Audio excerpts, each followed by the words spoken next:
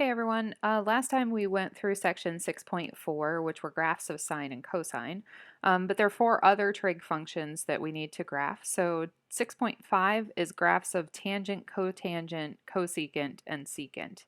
So for the tangent and cotangent functions, these are also periodic like all of the trig graphs, but their basic period is pi instead of pi over 2. So that is unique to tangent and cotangent. The rest, the other four, are pi over 2. So basic period is pi. Again, the amplitude, or A, is considered a stretching factor, so that's our amplitude mark. The period is pi over omega. So if we have a shift in period like we did with sine and cosine, the period is pi over omega. And the function has asymptotes where the denominator function is equal to 0. So all four of these functions are fractional functions. They have a ratio of other trig functions. So they do have asymptote lines where the denominator is 0 and those functions themselves are undefined. So in reminder, the tangent function is equal to sine x divided by cosine x. So it's based on those two functions, but it really doesn't look like either of them. So let's talk about some coordinates for tangent based on the unit circle. Okay, so here is our absolutely terrible circle, but it's a circle. And based on the unit circle here, if I put some coordinates on it, remember that those coordinates are our x and y, or our cosine and our sine of that angle. So here at 0, our coordinate is 1, 0. So cosine is equal to 1, sine is equal to 0. So our tangent of 0, cosine is on the bottom, sine is on the top, 0 over 1 gives me 0. So tangent of 0 is 0. We have a basic period of pi, which means that I'm going to stop 4 times before we get to pi. So our 4 points of our primary period are going to be between 0 and pi instead of 0 and 2 pi. So here we are at pi over 4, and the coordinates for pi over 4 are the square root of 2 over 2 and the square root of 2 over 2 for sine and cosine.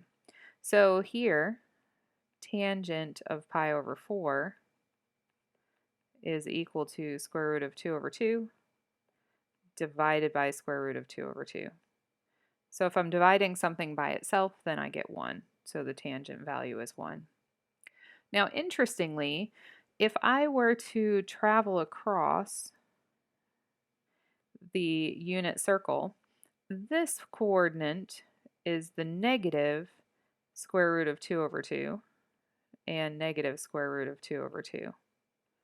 So the tangent of that is negative over negative, still same value, so we still have a tangent of 1 there. Continuing on, if we're at the pi over 2 mark, our coordinate there is 0, 1. So tangent of pi over 2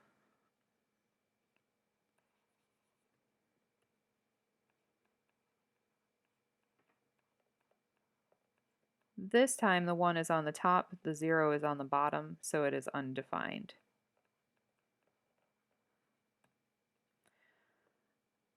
Over in this point, we have negative square root of 2 over 2 and positive square root of 2 over 2. So at tangent of 3 pi over 4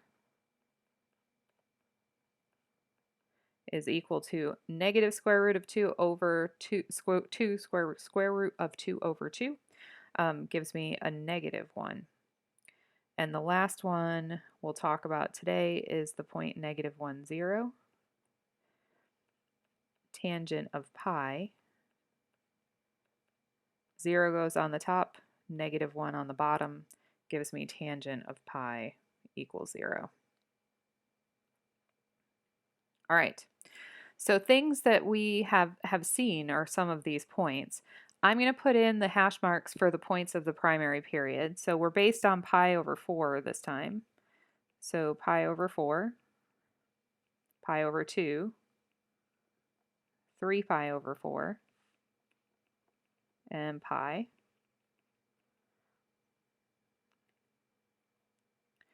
Going a little further, 5 pi over 4, and then 3 pi over 2, 6 pi over 4. In the negative direction, negative pi over 4, negative pi over 2, negative 3 pi over 4, negative pi. Okay, so we said that the tangent of 0 is 0. It goes through here. We've also got some 1 marks that we're going to be working with. We said that the tangent of pi over 2 is undefined. So anywhere that it's undefined, it has an asymptote line. So pi over 2, it has an asymptote line. And if we move on to 3 pi over 2, it's got another one.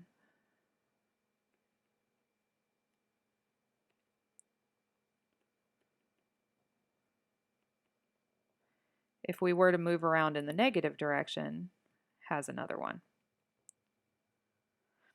All right, now if I go to the tangent of pi over 4, it's at 1, so I have a point here. And tangent of 3 pi over 4 is negative 1, so I've got a point here. We also have one at pi. If we were to continue around, we've had one here as well. Negative pi over 4, we move this way. Remember, periodic means it repeats, so the cycle itself is going to repeat. If I were to continue on, we could continue on in the same way. Now, just a reminder on what rational functions in general look like. If you have a rational function, just an algebraic rational function, and it has asymptote lines like here and here. Now, a rational function cannot cross a vertical asymptote. So if I'm looking at these rational functions, my choices are that I can either do something like this. It hugs the asymptote lines and enters from the top, exits back out the top. Or I can do something like this, and it can, again, hugs close to the asymptote lines, goes in or out the top or bottom, or it can go from the bottom and in and out. Now, what it does is shaped by the points that are in between them. So if I'm looking at this function is negative over here, positive over here, so it's not going to go and flip back down. So the shape of the tangent looks something like this, where it's cycles at its asymptote points or asymptote lines. So if we were to continue on, it would still take the same shape over and over.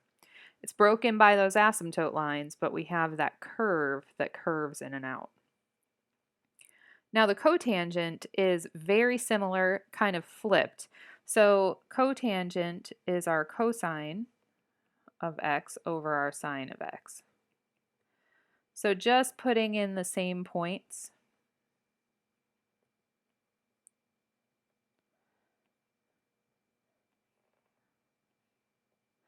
So on the 0 points, here our axis, we're at the point 1, 0. Now sine is our y, and this would have sine on the bottom. So for cotangent of 0, I have 1 over 0, so it's undefined.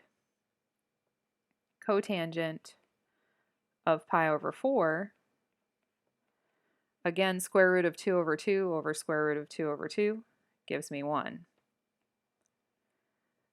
Cotangent of pi over 2, this was where tangent was undefined. Remember, this is the coordinate 0, 1. So here I have 0 on the top, 1 on the bottom, or 0. Cotangent 3 pi over 4, same as tangent, so we have negative 1. Cotangent of pi we're back in a position where we have 0 on the bottom cotangent of pi, so this is undefined. Now, cotangent's going to follow a similar kind of track as tangent, but its asymptote lines are in a different place. So if we put in those same points, pi over 4, or same hash marks, pi over 2, 3 pi over 4, and pi in both directions,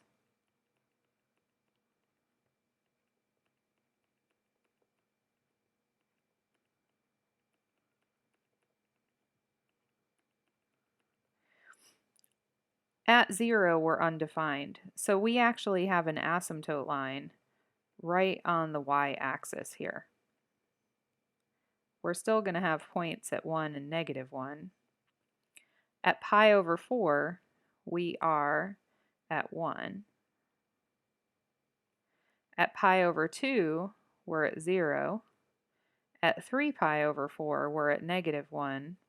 And at pi, we're undefined. Also undefined here. So moving around in the negative direction, here at negative pi over 4, we're at -1. Negative pi over 2 at 0. Negative 3 pi over 4, we're at 1. So this graph of our cotangent function looks like the tangent function, except shifted and reflected. So if I were to continue on, it would continue on in the same shape, just shifted and reflected. So that is tangent and cotangent. Now if you shift the period, then we can compress it or expand it, shifting the period. For secant and cosecant, secant and cosecant are both based on just sine or just cosine. So if you're looking at the cosecant function, then the cosecant function is equal to 1 over sine of whatever your angle is. Secant function 1 over cosine. So these are periodic with a period of 2 pi because they are based on the sine and cosine function. Amplitude, again, you can stretch it, the height based on amplitude. The period is 2 pi over omega, and the function is undefined whenever this bottom function is equal to 0. So let's deal with cosecant first. So remember that the sine is what cosecant is based on, and the sine function is this one. So anywhere where that sine function is equal to 0, we have asymptote lines with the cosecant function. In fact, the sine function and the cosine functions are the best way to graph the cosecant and the secant functions. So I'll show you how to do that. So if we are graphing it, what we're going to do is graph the corresponding sine or cosine.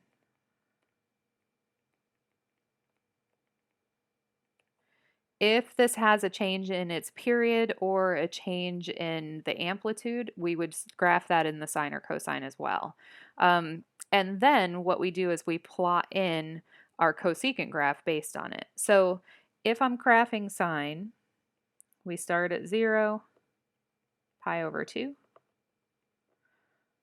pi, 3 pi over 2, and 2 pi.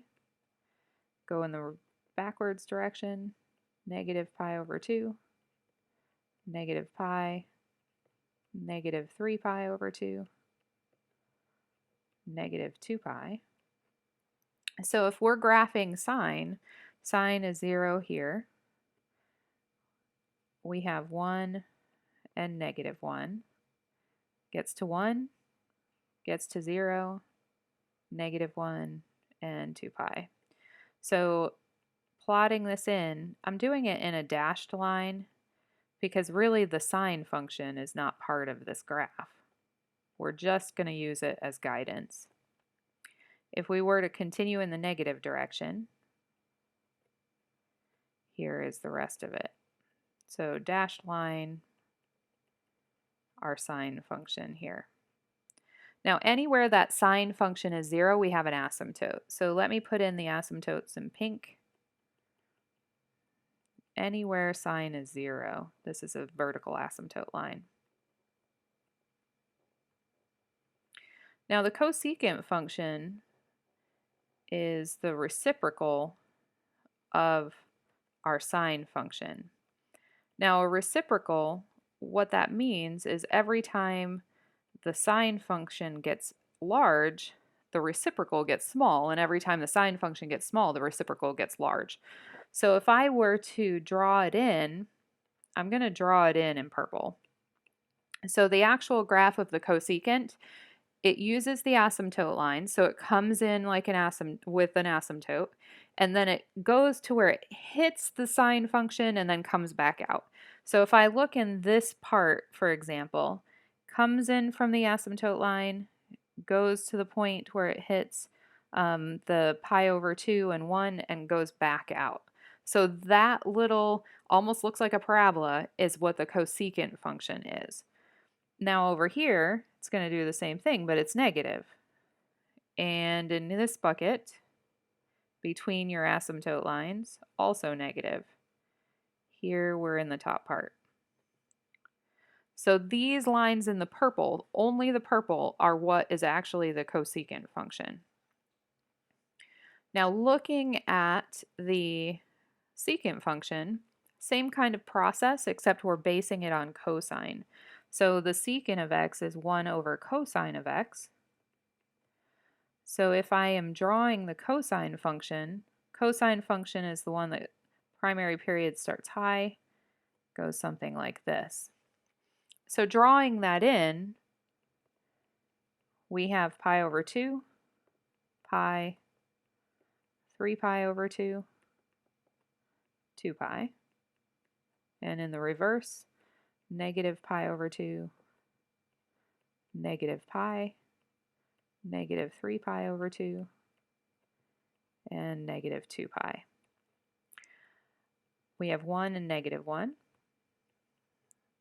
My points of my primary period look like this for cosine. Doing one period in the negative direction as well, and I'm going to dot this function in. This isn't part of the secant graph. It's just guidance for how to draw it. Now once I'm done dotting this in, like the cosecant, everywhere this function is 0, everywhere cosine is 0, we have an asymptote. So putting in the asymptote lines,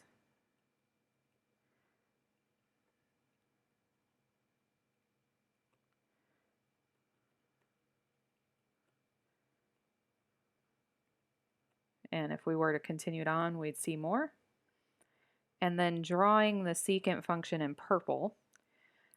Like the cosecant, it comes in from its asymptote, shaped by the asymptote lines, touches the cosine function, and then dips back out. So here we have one branch of it. Would come in like this.